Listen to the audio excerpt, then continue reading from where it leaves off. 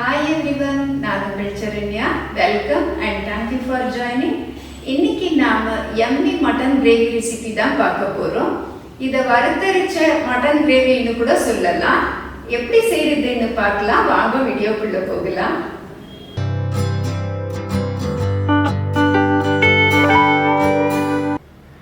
முதல்ல நம்ம mutton marinate பண்ணிடலாம். ஒரு 1/2 an hour ஊறட்டும். இந்த மீன் டைம் நம்ம மசாலா ரெடி பண்ணிக்கலாம். இது 1 hour ஊறினா கூட ரொம்ப டேஸ்டாக இருக்கும். ஆனால் நமக்கு டைம் இல்லை, அதனால 1/2 an hour ஊறினா போதும். இங்கே நான் 1/2 kg மட்டன் எடுத்து கழுவி வச்சிருக்கிறேன். சின்ன ஸ்பூனில் 1 ஸ்பூன் மஞ்சள் தூள், தனி மிளகாய் தூள் 1 teaspoon, garam masala powder 1 teaspoon, தனியா பவுடர் மல்லித்தூள் 1/2 டீஸ்பூன் சேர்த்துக்கலாம். அப்புறம் இதோட கட்டி தயிர் இல்லைன்னா யோகர்ட் 3 டேபிள் ஸ்பூன் சேர்த்துக்கலாம். நான் இங்க கட்டி தயிர் தான் சேர்த்துருக்கேன்.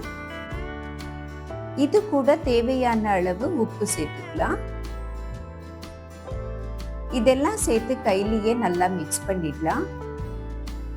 அப்பதான் மசாலா மட்டன் பீஸோட நல்லா மிக்ஸ் ஆகும்.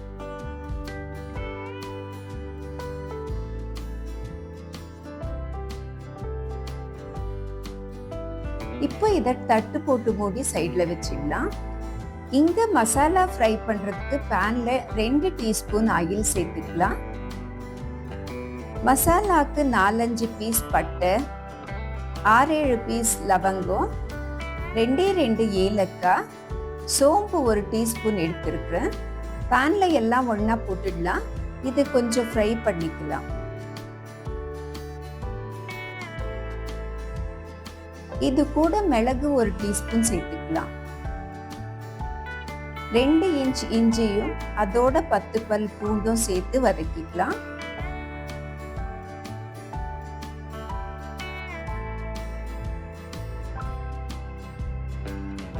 அப்படியே 10-12 முந்திரி பருப்பும் போட்டுக்கலாம்.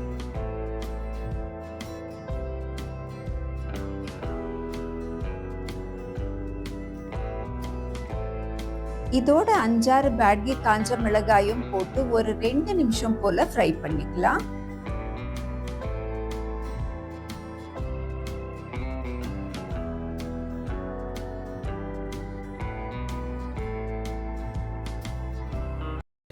பேட்கி காஞ்ச மிளகா ஃப்ளேவருக்காகவும் கலருக்காகவும் மட்டும்தான் சேர்த்துருக்குறோம். காரம் பெருசாக இருக்காது.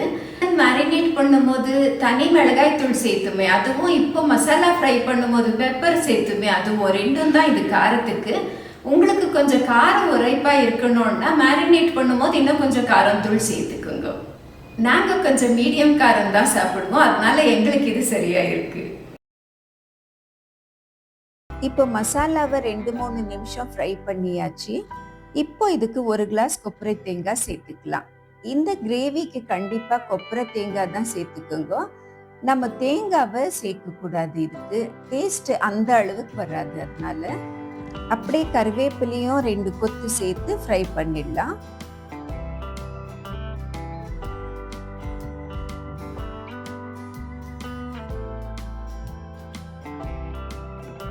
எல்லாம் நல்லா கிறிஸ்பியாக ஃப்ரை பண்ணிட்டோம். இப்போ ஸ்டவ் ஆஃப் பண்ணிடுறேன். மசாலா ஆறினதுக்கு அப்புறம் இதை மிக்சியில் நைஸாக அரைச்சிட்டு வந்துடலாம். குழம்பு குக்கரில் செய்யலாம், அதனால தான் குக்கர் வச்சிருக்கிறேன். இது பாத்திரத்துலேயும் செய்யலாம், மண் சட்டிலையும் செய்யலாம். டேஸ்ட் இன்னும் நல்லா இருக்கும். குக்கரில் 3 டீஸ்பூன் ஆயில் சேர்த்துக்கலாம். இதில் 1 டீஸ்பூன் ஷாஜீரா போட்டுக்கலாம். 2 பிரிஞ்சி இலையும் 1 கொத்து கருவேப்பிலையும் போட்டு வதக்கிக்கலாம்.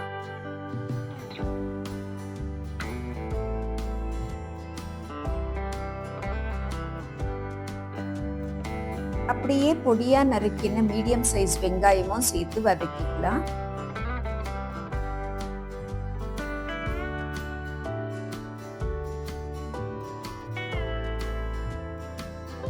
ஆனியன் நல்லா வதங்கிடுச்சு.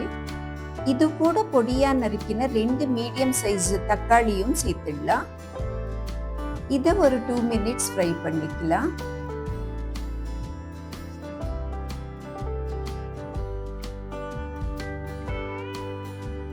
தக்காளி வதங்கிடுச்சு. இப்போ நாம மேரினேட் பண்ணி வச்ச மட்டனையும் இதோட சேர்த்துடலாம்.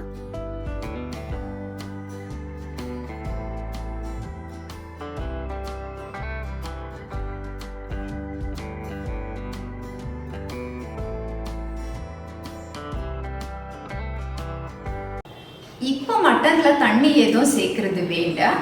லோ ஹீட்ல ஒரு 3 to 4 minutes வேகட்டும். மட்டன்லயே தண்ணி விட்டுக்கும், அதுவே போதுமானது. 4-5 நிமிஷம் ஆயிடுச்சு. மட்டன்ல இருந்து தண்ணி விட்டுருக்கு பாருங்க.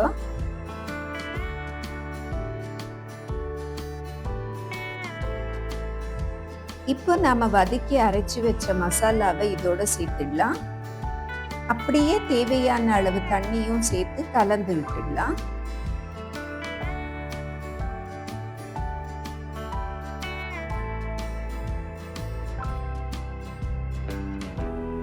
இந்த ஸ்டேஜ்ல சால்ட் கரெக்டா இருக்கான்னு செக் பண்ணி பார்த்துடலாம். கொஞ்சம் சால்ட் குறைவா இருக்கு, நான் கல்லுப்பு கொஞ்சம் சேர்த்துக்கிறேன்.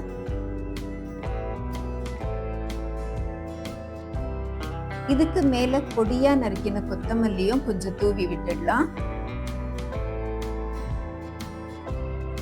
ஒரு தடவை எல்லாம் நல்லா கலந்துட்டு குக்கர் மூடிடலாம். 2 விசில் வரட்டும். நம்ம வீட்டு குக்கர்ல 2 விசில் வந்தாலே போதும். ப்ரெஷர் கம்ப்ளீட்டா இறங்கினதுக்கு அப்புறம் ஓபன் பண்ணி பார்த்தோம்னா மட்டன் பூ மாதிரி வெந்துட்டு இருக்கும்.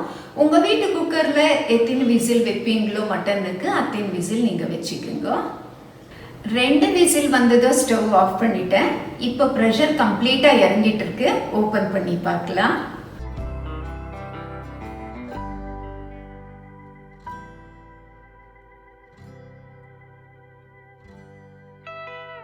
கிரேவி சூப்பர்பா வந்திருக்கு. மட்டன் சாஃப்டா வெந்திருக்கு. காரம் சால்ட் எல்லாமே கரெக்டா இருக்கு.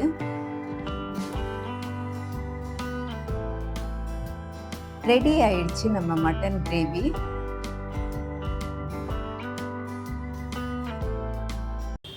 தேங்க்யூ ஃபார் வாட்சிங். இந்த ரெசிபியை கண்டிப்பா நீங்களும் ட்ரை பண்ணி பாருங்க. அப்படியே இந்த ரெசிபி பத்தின உங்க ஒப்பீனியன் கமெண்ட் செக்ஷன்ல எனக்கும் தெரியப்படுத்துங்க, நானும் தெரிஞ்சுக்கிறேன். அடுத்த வீடியோல சந்திக்கலாம். Until then, bye from Sharanya. Take care. Love you all.